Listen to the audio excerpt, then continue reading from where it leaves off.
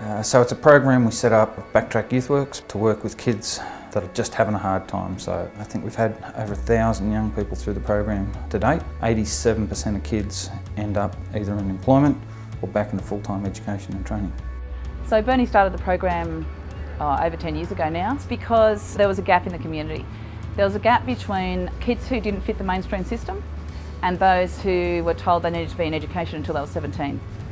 So they get kicked out of school at 14, 15, what do? They go on the streets, they cause trouble, and they get themselves in a whole heap of strife. I've always been around dogs, and I just see that the bond that they have with the young people is extraordinary.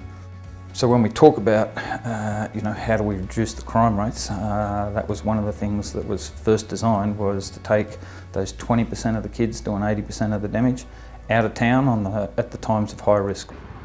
From an education point of view, in the classroom, I don't mind where they're at. If they're still at early stage 1 kindergarten, that's okay. We start there, and as soon as they realise that, they come every day because they're happy learners, and get all that wellbeing sorted out first. Once the wellbeing's sorted out, then the learning will come.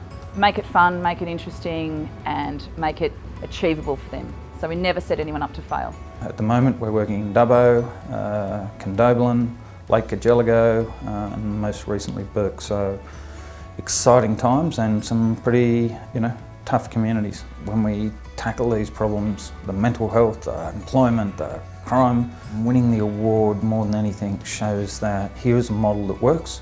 We want to see it in every community in Australia. Wherever you can get recognition when you're doing something special, take my hat off to the government for making the awards available. It's exciting opportunities.